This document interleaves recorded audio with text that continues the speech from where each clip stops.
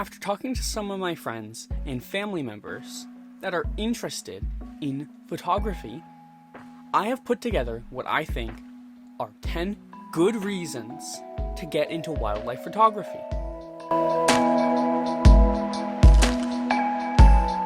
Number 1, to see and share wildlife that you and your friends wouldn't normally see. Doing wildlife photography has encouraged me to go out into nature. I love sending pictures of blue jays to my one friend. She loves them, and I know that it makes her really happy when I send them. 2, to learn new skills and learning new things about animals. I have learned a lot about photography, enough to share it with friends and family. And now you! Yes, you watching. I have a video on camera basics. My first wildlife documentary was started all because I wanted to learn more about the salmon run. I started reading about it and I processed things through writing. I'm currently working on a few other wildlife documentaries that are coming out soon. Number 3, to capture moments you'll be able to see later on in life, even if you forget. A very personal experience of mine is I lost my mother at a young age. I love going through old pictures of my mother, and one day I want to show my kids those pictures. I have taken pictures of my friends in high school, and I go back on rainy days. My grandparents enjoy showing me different photo albums of them, their childhood homes. I found out that my great-grandfather was in the war. Pictures are a time capsule. 4, to keep you in shape. You will be hiking through the bush and along small trails for miles and miles. A big thing for me is that it helps to keep me in shape. Going on walks for hours and hours at a time gets my heart up.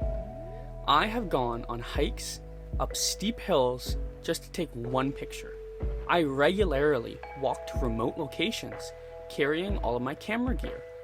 The most important thing is to try and get active, not to lose weight, but to keep your heart and lungs strong and healthy. Number 5, the feeling of accomplishment you get when you get that shot. I have sat in one spot for hours after hiking for miles just to get nothing. The next day, I went back out and sat there for hours, and a blue heron flew in and landed. The feeling when I got the picture of the blue heron on a waterfall, it was outstanding, thrilling. It was like my hard work had paid off. Number 6, the online community. Wildlife photographers love to share and give tips online. I am a part of a lot of Facebook groups and Instagram hashtags. I haven't met a lot of the community on YouTube, but I am looking forward to meeting new people and learning more from other photographers and YouTubers. I love hearing feedback on my photos so that I can improve. I feel honored to take part in such communities.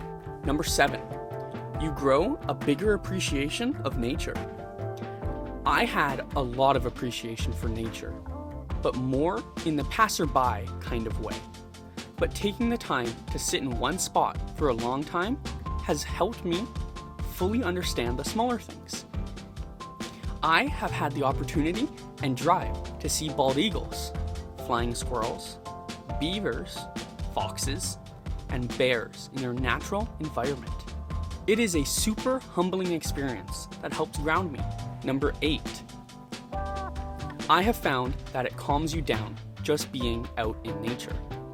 If I ever feel stressed or have anxiety, I find that taking some deep breaths outside calm me down. I get overwhelmed quite quickly. I combat that by being in a quiet place. I am lucky enough to be surrounded by forest, but you don't have to be. While visiting my family back in my home city, I went for a walk on one of those trails they put in between neighborhoods. That is where I got one of my favorite pictures.